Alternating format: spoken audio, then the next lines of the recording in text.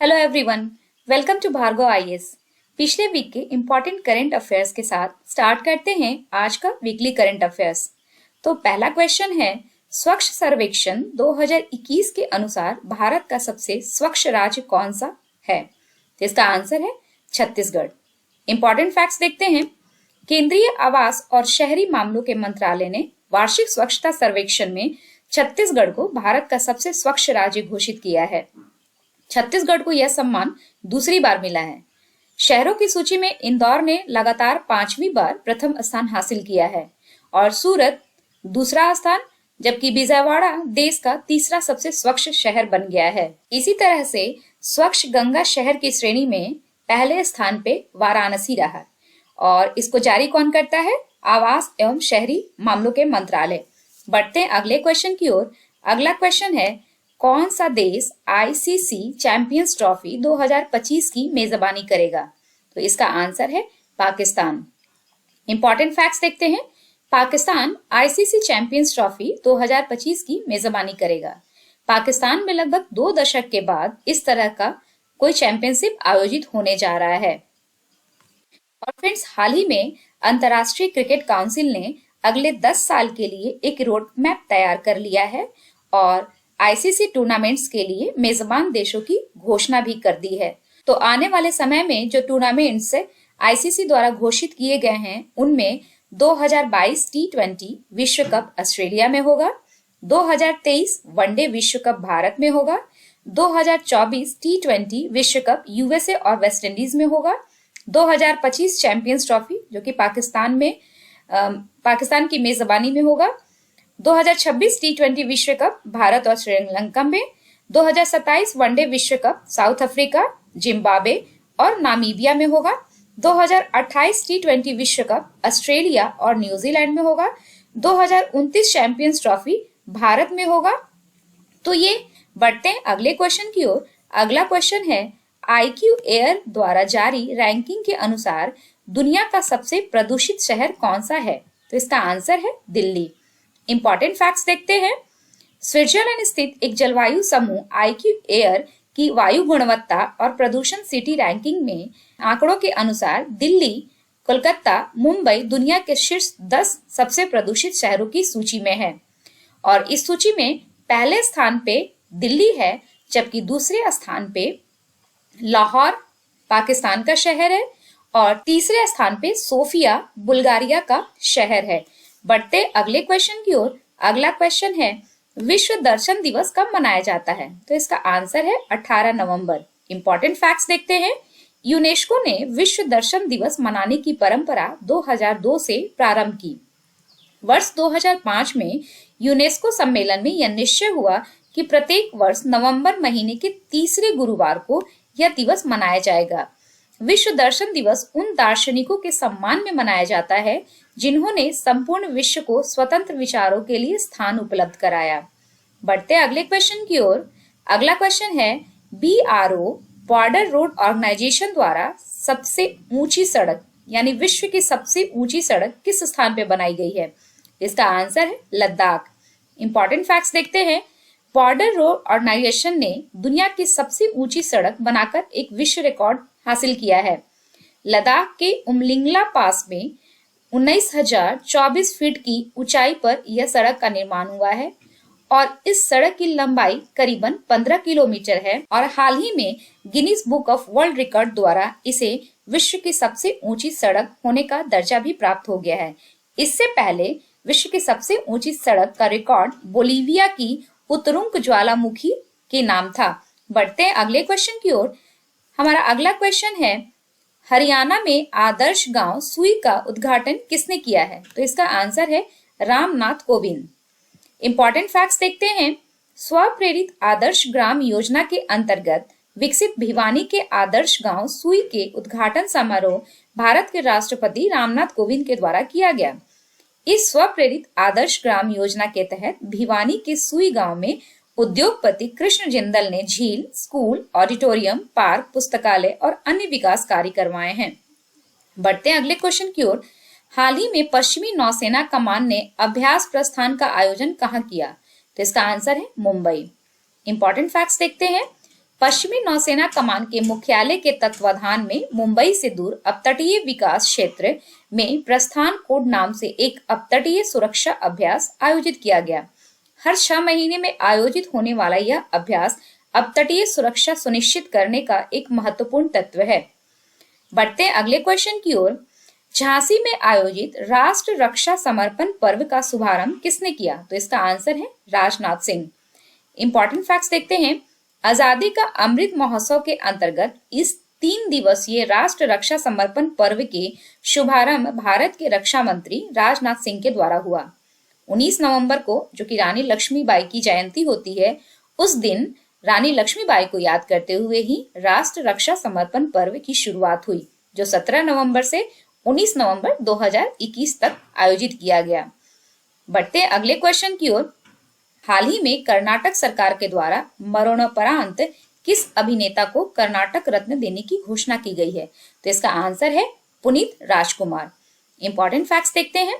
कर्नाटक सरकार ने ऐलान किया है कि दिवंगत सुपरस्टार पुनीत राजकुमार को मरणोपरांत कर्नाटक रत्न पुरस्कार से सम्मानित किया जाएगा। कर्नाटक रत्न से सम्मानित होने वाले पुनीत राजकुमार 10वें व्यक्ति हैं। यह पुरस्कार कर्नाटक का सर्वोच्च पुरस्कार है। बढ़ते हैं अगले क्वेश्चन की ओर। हाल ही में विल्बर स्मिथ का निधन हो गया। ये कौन थे? तो ये लेखक थे। जाम्बिया में जन्मे दक्षिण अफ्रीका लेखक विल्बर स्मिथ का हाल ही में निधन हो गया। उन्होंने टोटल 49 उपन्यास लिखे थे और दुनिया भर में 30 से अधिक भाषाओं में 140 मिलियन से अधिक प्रतियां बेची गई थी। बढ़ते हैं अगले क्वेश्चन की ओर। अगला क्वेश्चन है, भारतीय रेल ने कहां सबसे पहला पॉड होटल का उद्घाटन किया गया? तो इसका आंसर है मुंबई। इंपॉर्टेंट फैक्ट्स देखते हैं। IRCTC के द्वारा मुंबई सेंट्रल रेलवे स्टेशन पर अपना पहला पॉड होटल स्थापित किया गया। इसमें रेलवे के यात्री यहां तक कि आम लोग भी काफी सस्ते दरों पर आधुनिक विश्राम सुविधा का लाभ उठा सकते हैं। बढ़ते हैं अगले क्वेश्चन की ओर। अगला क्वेश्चन है, किस सोशल मीडिया प्लेटफॉर्म ने सेफ स्त्री और माई कानून नाम से 2 साइबर सुरक्षा अभियान की शुरुआत भी की है? तो इसका आंसर है इंस्टाग्राम। इंपॉर्टेंट फैक्ट्स देखते हैं। इंस्टाग्राम ने युवा यूजर्स को ऑनलाइन सुरक्षा प्रदान करने के लिए सेफ स्त्री और माई कानून नाम से 2 अभियान शुरू किए हैं। इंस्टाग्राम ने सेफ स्त्री लॉन्च करने के लिए एक युवा मीडिया कंपनी और एक महिला अधिकार व कानून मंच के साथ भागीदारी की है। बढ़ते अगले क्वेश्चन की ओर। अगला क्वेश्चन है, पुरुष T20 वर्ल्ड कप 2021 का खिताब किसने जीता? तो इसका आंसर है ऑस्ट्रेलिया। इंपॉर्टेंट फैक्ट्स देखते हैं। दुबई में आयोजित T20 वर्ल्ड कप 2021 में ऑस्ट्रेलिया ने न्यूजीलैंड को हरा के पहली बार T20 वर्ल्ड कप अपने नाम किया है और इस बार जो T20 वर्ल्ड कप हुआ वो इसका 7वां संस्करण था। बढ़ते हैं अगले क्वेश्चन की ओर। हाल ही में भोपाल के रेलवे स्टेशन हबीबगंज का नाम बदलकर क्या रख दिया गया है? इसका आंसर है रानी कमलापति। इंपॉर्टेंट फैक्ट्स देखते हैं। मध्य प्रदेश में भोपाल के हबीबगंज रेलवे स्टेशन का नया नाम बदलकर रानी कमलापति रेलवे स्टेशन कर दिया गया है और इसे प्रधानमंत्री नरेंद्र मोदी ने 15 नवंबर को उद्घाटित किया।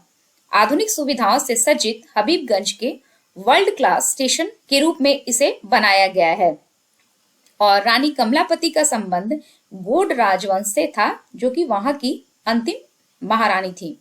बढ़ते अगले क्वेश्चन की ओर। अगला क्वेश्चन है, हाल ही में 44वां वांगला महोत्सव कहाँ शुरू हुआ? तो इसका आंसर है मेघालय।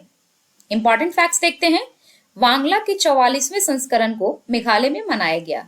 100 ड्रम महोत्सव का त्योहार यहाँ शुरू हुआ। यह गारोस जनजाति द्वारा मनाया जाता है। हर साल गारोस के सूर्य देवता सलजोंग को सम्मानित करने के लिए यह फेस्टिवल मनाया जाता है, जो कि फसल के मौसम के अंत का भी प्रतीक है। बात यहाँ मेघालय की हुई है तो कैपिटल है शिलोंग, सीएम है कॉनराड संगमा और इसके राज्यपाल हैं सत्यपाल मलिक। बढ़ते हैं अगले क्वेश्चन की ओर।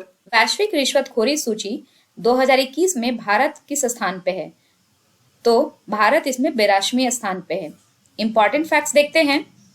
व्यापार रिश्वत जोखिम को आंकने वाली वैश्विक सूची में इस वर्ष भारत 5 पायदान नीचे खिसक कर 82वें स्थान पे आ गया है। इस वर्ष के आंकड़ों के अनुसार उत्तर कोरिया, तुर्कमेनिस्तान, वेनेजुएला, इरिट्रिया में सबसे अधिक व्यावसायिक रिश्वतखोरी और जोखिम है, जबकि डेनमार्क, नॉर्वे, फिनलैंड, स्वीडन और न्यूजीलैंड में सबसे कम। बढ़ते अगले क्वेश्चन की ओर। हाल ही में भारत और किस देश के बीच द्विपक्षीय सैन्य अभ्यास एक शक्ति शुरू हुआ? तो इसका आंसर है फ्रांस। इंपॉर्टेंट फैक्ट्स देखते हैं। द्विवार्षिक प्रशिक्षण अभ्यास युद्धाभ्यास शक्ति 2021 का छठा संस्करण 15 से 26 नवंबर 2021 तक फ्रेचस, फ्रांस में आयोजित किया जा रहा है। भारत और फ्रांस 3 द्विवार्षिक प्रशिक्षण अभ्यास भी करते हैं, जिसमें भारतीय वायुसेना के साथ अभ्यास गरुड़, भारतीय नौसेना के साथ अभ्यास वरुण और भारतीय सेना के साथ अभ्यास शक्ति। बढ़ते हैं अगले क्वेश्चन की ओर। अंतर्राष्ट्रीय सहिष्णुता दिवस कब मनाया जाता है? तो इसका आंसर है 16 नवंबर। इंपॉर्टेंट फैक्ट्स देखते हैं। 16 नवंबर को संपूर्ण विश्व में अंतर्राष्ट्रीय सहिष्णुता दिवस मनाया गया।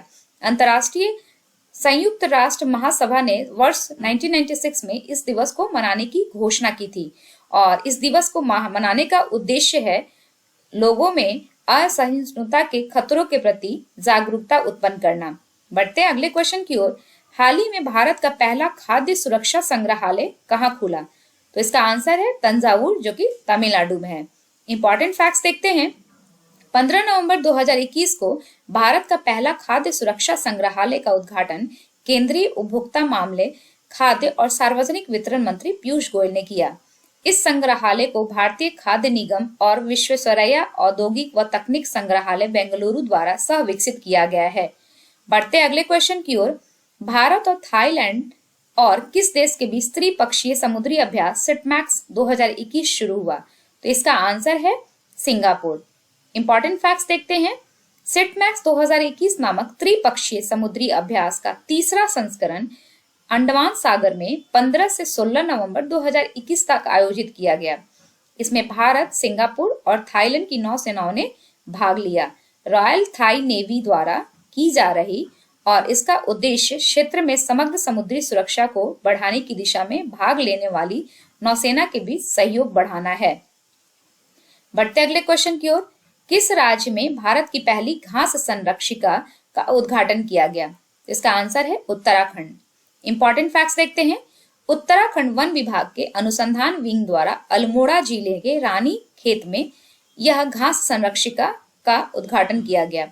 इसका उद्देश्य घास प्रजाति के महत्व के बारे में जागरूकता पैदा करना, संरक्षण को बढ़ावा देना और घास प्रजाति में आगे के शोध को सुविधाजनक बनाना है। बात यहाँ उत्तराखंड की हुई है तो इसके 2 कैपिटल हैं, देहरादून जो कि विंटर कैपिटल है और गैरसैंण जो कि समर कैपिटल है।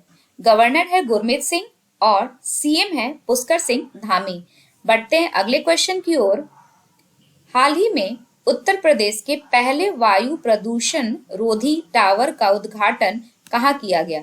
तो इसका आंसर है नोएडा। इंपॉर्टेंट फैक्ट्स देखते हैं। भारत हैवी इलेक्ट्रिकल्स लिमिटेड ने शहरी क्षेत्रों में बढ़ते हुए वायु प्रदूषण की समस्या से निपटने के लिए वायु प्रदूषण नियंत्रण टावर का उद्घाटन नोएडा में किया। बढ़ते अगले क्वेश्चन की ओर। हाल ही में प्रधानमंत्री नरेंद्र मोदी द्वारा अल्ट्रा मेगा सोलर पार्क की आधारशिला कहाँ रखी गई? तो इसका आंसर है झांसी। इंपॉर्टेंट फैक्ट्स देखते हैं। प्रधानमंत्री नरेंद्र मोदी द्वारा अल्ट्रा मेगा सोलर पार्क की आधारशिला झांसी में रखी गई। यह 600 मेगावाट क्षमता का सोलर पार्क है। बढ़ते अगले क्वेश्चन की ओर। लाल सलाम एक उपन्यास किताब किसने लिखी? तो इसका आंसर है स्मृति ईरानी। इंपॉर्टेंट फैक्ट्स देखते हैं। केंद्रीय महिला और बाल विकास मंत्री स्मृति जुबिन ईरानी ने अपना पहला उपन्यास लाल सलाम एक उपन्यास जारी किया। इस पुस्तक में उन लोगों को श्रद्धांजलि दी गई है जिन्होंने राष्ट्र को अपने जीवन भर सेवा की। यह पुस्तक छत्तीसगढ़ के दंतेवाड़ा में माओवादी हमले में मारे गए केंद्रीय रिजर्व पुलिस बल के जवानों की हत्या से भी प्रेरित है। फ्रेंड्स, 2021 में कुछ इम्पोर्टेंट बुक्स रहे हैं जो आने वाले एग्जाम के लिए इम्पोर्टेंट हो सकते हैं। इनमें कुछ बुक्स हैं जैसे संविधान, संस्कृति और राष्ट्र, जो कि कालराज मिश्रा राजस्थान के गवर्नर हैं, उनके द्वारा लिखी गई है। Accelerating India 7 Years of Modi government, जो कि केजे अल्फांसो के द्वारा लिखी गई है और इसका जो विमोचन किया था वो एम वेंकैया नायडू, जो हमारे उपराष्ट्रपति हैं, उन्होंने किया था।